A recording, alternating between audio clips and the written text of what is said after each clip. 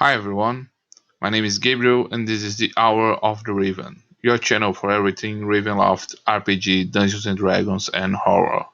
Today, we will explore the darkest secrets that the desolate lands of Forlorn hide in their forgotten ruins and dark forests.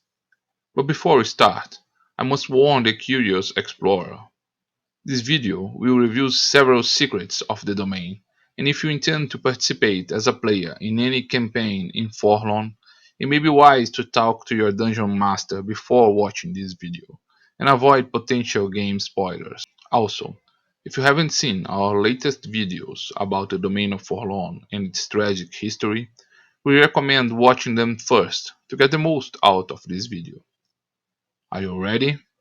So, let's take the advantage of the secrets shared by the Druids and travel to explore the ancient lands and ruins of Forlorn, and the secrets hidden by time and abandonment.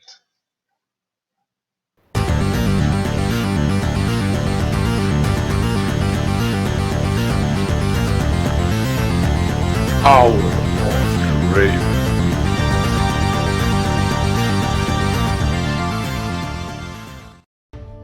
The current human population of Forlorn has mostly red hair, with few variation in its shade.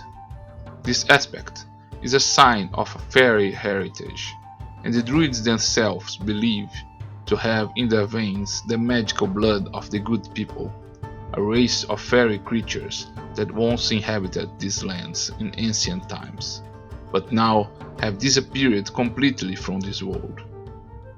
When the Day of Woe occurred, only those with red hair escaped the transformation into grotesque goblins because of their fairy heritage.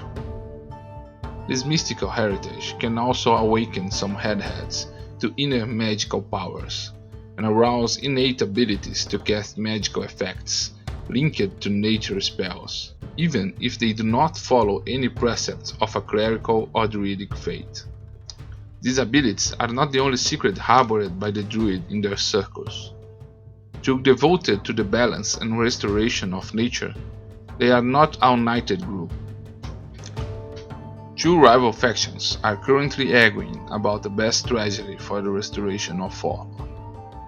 The Oak faction is led by the druid Maeve, and believe that the evil forces of Forlorn must be countered by introducing pure and kind creatures into the domain. They do not believe that violent actions against the dark forces and corrupted creatures will restore nature, and a new balance of forces must be achieved. The Oak faction is also responsible for the network of small caves and tunnels, known as the Sanctuary. These hiding places, hidden by the druidic magic of nature, guarantee a refuge and passage to the druids through the dangerous lands controlled by goblin clans. On the other side, the druid Fiona lead the Rowan faction that believe that the evil and corrupting forces of Forlorn must be controlled by violent means, arguing that the druids of Forlorn should take a more aggressive stand against the dark forces. Shulag, Fiona's mother, was the one who recently led a major attack on Gaston Tristan, leading several druids and some mercenaries. The efforts have resulted in the death of almost all the invaders. Although weakened and defeated, the Rowan faction claims to have obtained essential information to finally defeat the ghost of Gaston Tristan. The Rowan faction is searching for a legendary artifact, the Horn of the Sacred Grove, an item created many decades ago by a powerful druid named Gregory. While Gregory was being attacked by bands of savage goblins, he feared that his artifact would fall into enemy hands, so he casted a curse that the horn would never be found by anyone of these cursed lands. The legendary horn, in addition to conferring numerous mystical protections on its wearer, is capable of summoning the Wild Hunt, a mystical force of nature that once conjured commands a relentless spectral hunt against a target. The Wild Hunt is led by an ancestral spirit of nature, an humanoid figure known as the Horned God, who commands a large group of huge dogs with bright green eyes to hunt down the forces of evil. When the hunt begins, any man or beast who hears the call of the hunt master or the howls of the dogs is taken by an impulse to join the hunt, which only ends when an evil creature is finally slaughtered and destroyed.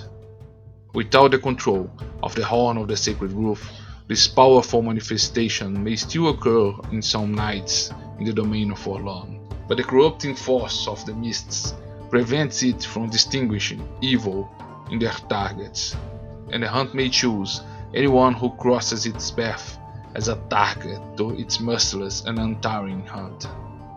The true location of the Horn of the Sacred Grove is the Mound of Aral, a fissure in the caldera of Mount Aral, where the goblins bury the bones of their dead. The place is filled with yellowish sulfuric vapors, and the bottom of the fissure is full of broken bones from 100 bodies, and the artifact is lost in the middle of this massive ossuary. Those who desire to seek out this lost treasure must be prepared for great dangers, as among the poisonous vapors of the mount is a misty horror, and among the bones a bold golem acts as a guardian. Leaving behind the druids who welcomed us, we head towards the ruins of Gaston Tristan, where a small group of Forfarians is trying to re-establish a small village. The village of Forfamax is the only timid attempt to establish an urban occupation in Forlorn, out of the druidic circles. The village is located near the border with the Kingdom of Haslan, and is led by MacGrain, a distant relative of the former clan that owned these lands. Despite countless attempts, however, the castle Forfamax remains abandoned and in ruins. The attempts to occupy and restore the construction always ended in brutal deaths, when the very stones of the ruins rose in the air by invisible forces to slaughter the invaders. The castle is haunted by a powerful poltergeist, called by the locals as the Ghost of Hospitality. According to legends, the throne of the castle Forfamax became vacant and was disputed by two twin brothers, heirs of the MacFarlane clan. Treacherously, Duncan MacFarlane invited his brother to visit the hall in a gesture of truce and peace. His brother, Donald MacFarlane, came with 20 of his most loyal men, but Duncan set a trap, and when they were having dinner in his hall, crossbowmen, hidden in the castle's secret passages, murdered all the guests. Duncan MacFarlane became the new leader of the clan and Lord of Castle Forfamax. However, a year later, when Duncan was celebrating his wedding in the same hall, the doors of the hall became locked, and the huge stones of the castle rose in the air and were thrown upon the guests, butchering all that were present.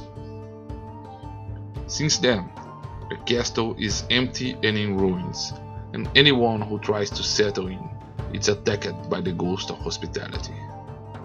As we move away from the sad village of Forfamax and deep into the country of Forlorn, we find the sickly, twisting forests corrupted by evil influence.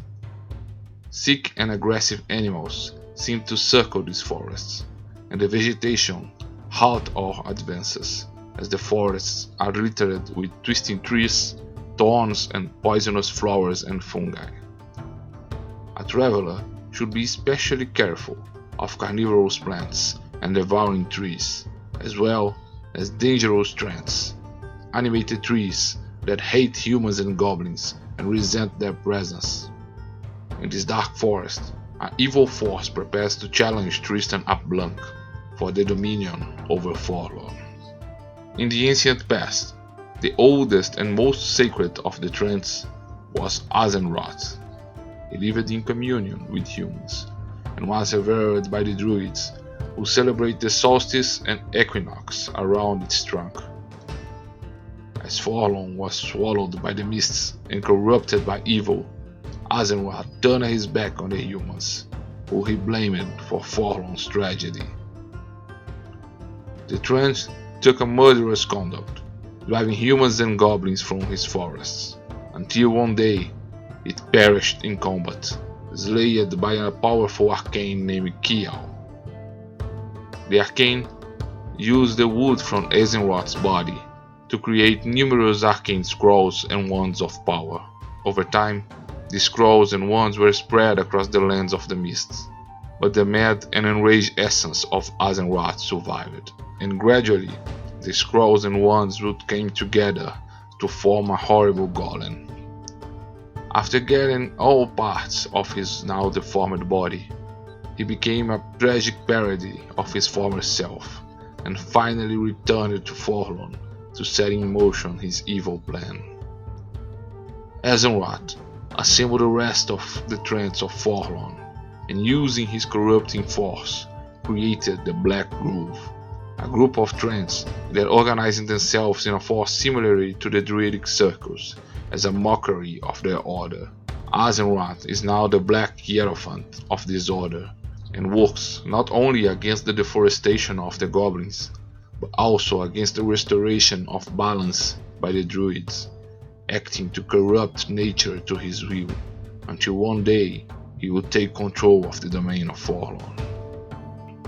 Moving away from these dangerous forests, we came to the devastation caused by the goblins as we approach Gaston Tristan. These savage creatures act barbarously and violent, and organize themselves in clans according to reminiscences of their former human lives, and live in constant conflict. The clans only cooperate when they are under the command of their master, Tristan ap Blanc, the Dark Lord of Gaston Tristan. Tristan actually has broad control over the goblins, and can maintain telepathic contact with these creatures and the wolves that prowl in the land. His recent campaign to clear and burn the forest is intended to destroy the sacred groves and the druids, to whom he attributed the mystical force of the curse that imprisons him to the vicinities of the sacred oak where his mother was hanged and his stepmother Hual was murdered. However, not even Tristan is aware that one of the leaders of a powerful Globinoid clan maintained its independence from his command. Herd Apkite, the chief of the clan Apkite, had a magic ring on his finger on the Day of Woe, an old family heirloom that protects him from Tristan's mental commands. Though he does not remember his former life, Herd Apkite resents Tristan's control over his Globinoid brothers, and plans the day when he will take revenge on his tyrant master. The Globinoid forces encounter resistance to the deforestation campaign among the druids and Trance, but they also fear a mysterious cloaked figure that roams the woods at night. This enigmatic figure is feared by the goblins, who avoid wandering in his lands during the night and learn to fear the melancholy musical sound of his flute. The cloaked figure that haunts the nights of Forlorn, near the border of Barovia, is the vampire Jander Sunstar, who after confronting and nearly destroying Count Strahd, had his death and sacrifice prevented by the dark powers. After centuries regenerating his sunburnt body, he has emerged in the remote lands of Forlorn, where he hides in a cave and plans his next step in his crusade against evil.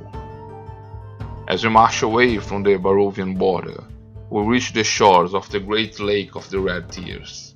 This huge highland lake was formed during the Day of Woe, when the lands of the barony of Forfar were swallowed by the mists. The tremors and earthquakes caused large landslides, and a great number of small lagoons came together to form the large lake. Since that day, a strange undead creature with a serpentine neck began to be sighted in the lake. Called Agatha or Aggie by its discoverers, this unique creature is quite dangerous and is known to attack beings foolish enough to swim in the lake or to walk very close to its shores. In addition to his dangerous bite, its undead mouth can spell a cloud of poisonous and lethal gases. Many speculate that this undead creature was dead, trapped, or frozen in the depths of water, and was released and reanimated by the Day of Woe and the mighty earthquakes that shook Forlorn. Others speculate that the lake is bottomless and is a gateway to another world from which such a creature emerged. Some bold adventurers claim that the lake bottom is actually the creature's lair and is littered with ancient treasures ready to be reclaimed by intrepid explorers. Circling the Lake of Red Tears, we approach the ruins of the city of Benin. The old city, formerly a large urban center, is now abandoned and uninhabited. The only creatures that circle its alleys are the inconvenient Gremishkas, large pack of beasts that behave quite aggressively. At night, however, many believe that the city is haunted by the countless specters and haunts of its former residents. In the city are the ruins of the once grand amphitheater hall. When Marc Blanc managed to surround the hall, he imprisoned all members of the amphitheater clan inside and set fire to the construction, killing 23 members of the clan, including old people, women, and children. Inside the ruins of the building, on the ground soaked in blood and death, stands a huge deadhead tree, which has decomposing severed heads on its branches. These heads roll on their branches, and they whisper in desperation a call for help and a trap for the unwary. Each severed head has in its mouth sharp seeds that they spit on other living animals or people that pass near the cursed tree. Once inserted into a victim's body, the seeds begin to germinate and grow, feeding on their victim's blood and eventually killing them.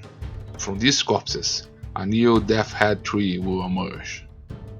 When these heads reach a certain maturity without spreading their seeds, the rotten heads fall from the tree and slowly float in search of a victim. From the ruins of Benin, we can see the vast structure of Gaston Tristan, with its ancient fortress-shaped tower and imposing walls. The castle seems abandoned and forgotten, and only goblins has the courage to enter these ancient haunted ruins. The gloomy Gaston Tristan is close to a rocky cliff above the Lake of the Red Tears, where once a sacred grove of the druids were located. The surroundings of the castle are completely deforested, and from the old sacred grove, only an old oak tree where Flora Blanc was hanged remains, still alive after many centuries, remaining imposing in the castle's central courtyard. The terrible truth behind these dark walls is that time itself seems to dissolve around the tragedies that have marked its history. The Gaston Tristan exists simultaneously in several distinct periods of time. While a visitor will always enter the abandoned castle in the present, once inside, time can flow in strange ways, and the visitor may find himself transported or even imprisoned in a distant period of time. The first time period of the castle is in the year 452 of the Barovian calendar, when a visitor will find only the initial fortification of the Tower of the Apblancs, still inhabited by the minstrel Lord Apblanc and his wife Isolde, as well as many servants who will surely be surprised by the arrival of intruders. This is a sad period in history, as the two sons of the Apblancs were already dead and their doctor is missing for about a year. His wife, Isolde, has gone mad with grief. A traveler in this period, looking through the castle windows, could see a very different landscape, with green hills and forests, and the still active and inhabited village of Benin. The second period of existence of the castle is in the year 547, during the period known as the Time of Terror, when the Tower of Blanc had recently been expanded to a large castle, now called Gaston of Blanc, and the lands of Forlorn were being transported to the lands of the mists. Constant tremors plagued this period, and the castle suffered from cracks and signs of damage. In this time period, the castle is ruled by the tyrant Mark of Blanc, and the fortress is defended by numerous mercenaries and soldiers, with its dungeons filled with prisoners of the bloody civil war of the barony of Forfar. Finally, the castle also exists in the present, but it seems abandoned and without maintenance, already known by the name of Gaston Tristan. The only living creatures that walk its corridors are the terrible goblins serving Tristan, and the huge wolves that roam freely through the battlements. The only humans that can be found here would be trapped in the dungeons and torture rooms. Rumor has it that the castle may still travel to other periods of time, to a remote past or to the very end of times, but such time jumps would occur only in very rare occasions. Not surprisingly, the few fools who escaped a visit in this timeless place have gone completely mad, especially considering that the construction is still heavily haunted by a myriad of ghosts and specters. Among the many ghosts that can be found in the halls, some are more present and powerful manifestations. The first of these apparitions is Flora of Blanc, and its presence can be found at any period of time the castle is currently transiting. She is seen as a ghostly translucent figure of a woman carrying a bundle of clothes in the form of a newborn baby, marked by the rope gallows. She is always seen fleeing toward the old oak tree in the central courtyard, and through macabre she seems harmless, just begging in desperation for someone to save her child. Anyone who accepts such a charge receives in his arm an empty blanket without any child, and witness the dreadful death of the lady, who then appears dying hanged in the old oak. Another dark spectre that haunts the castle is the ghost of Ruins, a druid of the unsacred grove who was also Tristan's foster mother. Its presence can be easily discerned by the gurgling bubbling sound of its severed throat, and the apparition cannot communicate with words. Her appearance is of a ghostly translucent body that has been severely brutalized and mutilated, whose throat has been cut, and she uses powerful illusions and ghostly visages to try to influence others' actions to counter Tristan's evil plans. One of the saddest spirits that haunt the location is Isolde Apvey, Lord of Blanc's former wife. In the first period of time, in the Tower of the Blanc, she can be found in her human form, as a woman in depression and despair for the death of her two male sons and the disappearance of her daughter. In the other periods of time, she is seen as a sad ghost, her body deformed by the fall from the tower from where she committed suicide, her arms and limbs twisted at impossible angles. She wanders the castle halls, calling for her missing daughter, Bragin, in a sad wailing. Gideon of Blanc is the tragic ghost of a boy of 12 years old. One day, he saw from the tower window his beloved dog being attacked by a pack of wolves. The child ran to save his animal, but he was devoured and killed by the wolves. When his father, Lord of Blanc, ordered the wolves to stop the attack, it was too late. Most of the time, the ghost can be seen roaming the courtyard with the mutilated body of a dog in his arms, begging for help. At other times, the apparition still demonstrates its childish nature by playing with moving objects and playing tricks on the unwary explorers of the castle. Morholt ap Blanc is another ghost and appears as a hideous floating spectre, visible only from the waist up, with an open wound in his stomach, exposing his entrails as in the moment of his death. Tristan's eldest son and heir to his title had always lived divided between his parents' desires. His father always wanted his son to become a fit and ruthless leader.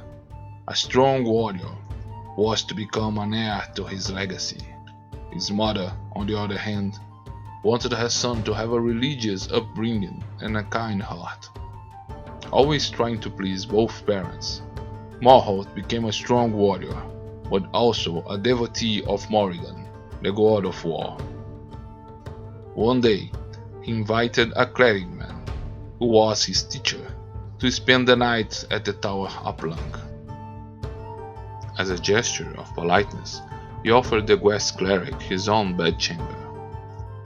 The cleric identified the presence of an evil spirit at night, and Tristan decided to assassinate him to prevent the spreading of stories about his terrible curse.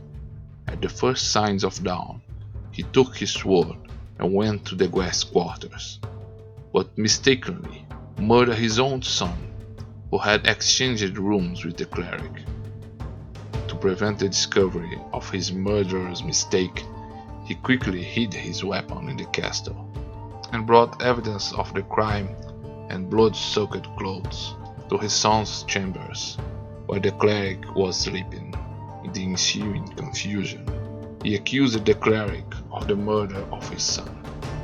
Morholt died in his sleep and does not understand what happened to him. He believes he had been cursed by the god of war because of his kind heart, and tries to break his curse by proving his worth and facing great warriors. Morholt's blade can cause slashing wounds that leave horrendous scars on his victims. He can only be permanently destroyed by his father's swords, hidden somewhere in the castle. Bragain ap Blanc, the only daughter of Lord ap Blanc, can only be found in the first period of the castle, in the ap Blanc Tower.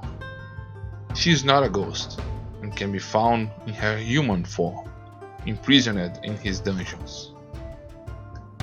Tristan's daughter had followed her mother's footsteps and became a fervent cleric of the Ancient. She began to suspect the true nature of her father.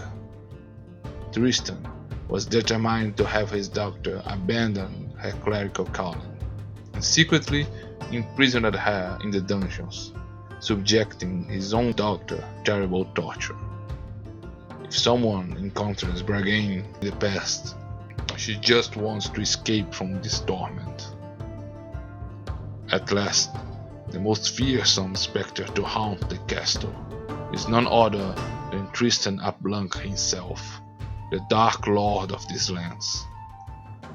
His cursed nature is unique, as he is during the day a vampire, a human corrupted by vampiric blood, and at night an horrendous ghost. Do you still have the courage to continue exploring these haunted corridors lost in time? Then subscribe to this channel and enable notifications as you go deeper into the past to find Lord Tristan ap Blanc darkest secrets.